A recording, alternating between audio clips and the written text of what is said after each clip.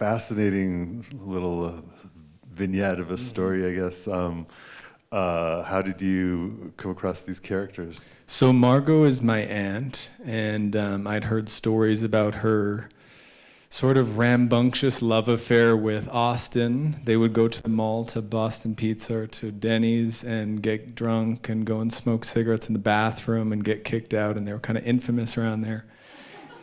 And I just thought it was so sweet and hilarious, and they're so not victims of their injury, and so I thought that that was just like really redemptive and beautiful, and they're not defined by that either, which I think is really interesting and different than kind of how you see people who are living with disabilities depicted sometimes. And so we went and started filming with them, and when we got there, we went and had a beer with Austin, who was with his friend Patrick, and we caught them hiding around the corner making out, and I was like, wait, what the fuck is going on here? And I'm like, but Margot, my aunt, how could you do this? And he's just like, hey buddy, it is what it is. And so I went back to the table, I bought them a round of beers, and I asked Patrick if he wanted to be in the project as well, and he's like, absolutely. And so we just rolled with the punches. We just spent a week with them. We just totally it was very different from what we had expected that it would be. So we just had to roll with it.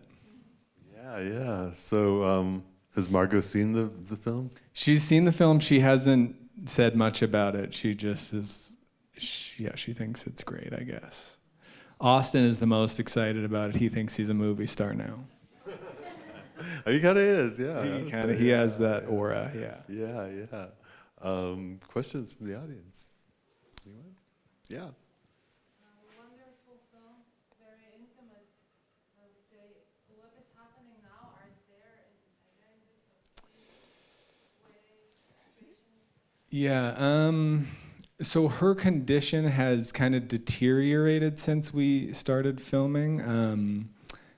Her traumatic brain injury is pretty severe, and she's had to move to different homes that require a lot more care, and it's hard for her to leave. Austin, the guy, he's such a bad boy. He has a new boyfriend, able-bodied cowboy who we met at a bar, and they're starting a jet ski business together, which is the most dubious thing I've ever heard.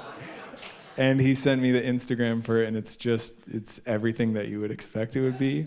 And Patrick he's pretty heartbroken by it, actually, because I think he saw what Austin did to Margot, and then it happened to him, and I think that was pretty upsetting. And they both live in the same facility, so they're doing their best to live their lives.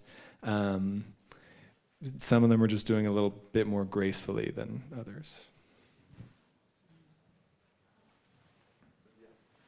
This will be real quick, just like this, maybe a sequel, or do you think that might be bad for Austin in terms of his psyche? Well, we kind of wanted to do this as like a feature length, but Margot's condition, like even during this, is a lot worse than kind of the film shows. So it was just really challenging, and there was a kind of a loyalty that I have to her, and I didn't want to exclude her from the process, and because her family was a little nervous about this as well, so it was just like we had to be kind of careful and ethical in how that was done. But in terms of a sequel, I mean, yeah, definitely Austin and the Cowboy is definitely a comedy in the, just waiting to happen. So.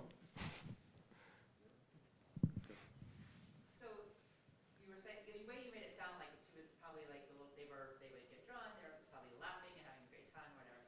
So a lot of what you showed was her just very sad and sort of not happy. Is that partially because of her condition, or mostly because of the situation? And was that just what you edited in, or what? Yeah, it's kind of just like what made it into the edit. I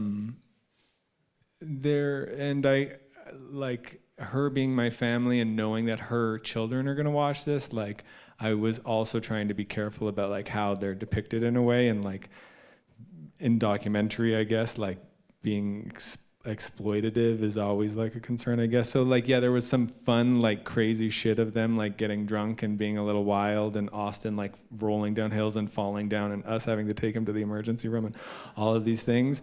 And they're just like, they're funny for the audience, but I don't know if they necessarily told the emotional story. And we just kind of wanted to focus on the emotional story as opposed to just like laugh someone at their demise. So I don't know, yeah, it was a tricky balance to find.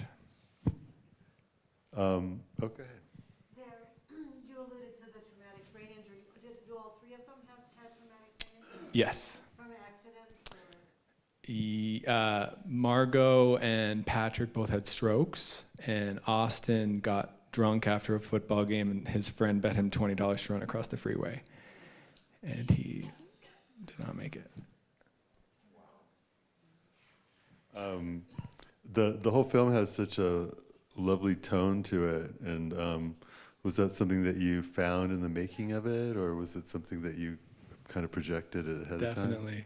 I mean, I wanted to make like Wuthering Heights with like people living with disabilities, but that was like funny, and we thought that's what we were getting. And then it turned out to be something much more like heartfelt and I guess sad in a way. And I like, I have mixed feelings about making a film about people living with disabilities, and it appears their lives are sad because it's not always the case. But yeah, we just tried to tap into their emotional lives and also have a sense of humor and just kind of capture something that I guess we just tried to be like, I don't know, poignant, I guess. Yeah. Yeah. So this seems to be a part of the Canadian medical care system. Your film showed them some very nice opportunities in terms of rehabilitation and housing and eating and such like that, and yet they were given a fair bit of freedom as well to go out and get drunk. They're consenting adults. They can live their lives, and yeah, the Canadian medical system does care for them a great deal, and they're very fortunate in like a lot of ways in terms of the latitude that they have and the access to quality care that they have. But yeah, they're allowed to do as they wish, and like it gets them in trouble with the facilities in which they live sometimes, and some of their caretakers, my mom being one of them. And yeah, that was to me what was also exciting, is that they're not like confined to like a mental institution or something, which is what some people might picture people living like this might be or something. But they are absolutely autonomous adults living their lives and falling in love and being rambunctious and being bratty and experiencing heartbreak and all that stuff too. Nice. Oh, go ahead. Just wondering if are you like primarily a documentarian? No, this is primarily narrative filmmaker, and this was the first doc that I'd done. I feel like it there's like that, for some reason that comes across. Right. It's very just a great human story. I don't know, it's good. Thank you. So what projects do you have in the works? Yeah, so the guy who one of the people who produced this with me told me this story. We're potentially doing it as like a hybrid doc about this billionaire rancher who is a caretaker for sick animals, who uncovers an illegal horse meat trade in Mexico. And this guy is gonna go vigilante to Mexico and is only 70 years old, and he wants to bring this thing down. We're like, that's fucking crazy. So we wanna go with him and capture it and hopefully survive to tell the tale. So that's one thing. Wow, that's wow. Yeah. Well, thank you so much for Thank being you. here and Thank you. sharing your film. Yeah. Thank you very much.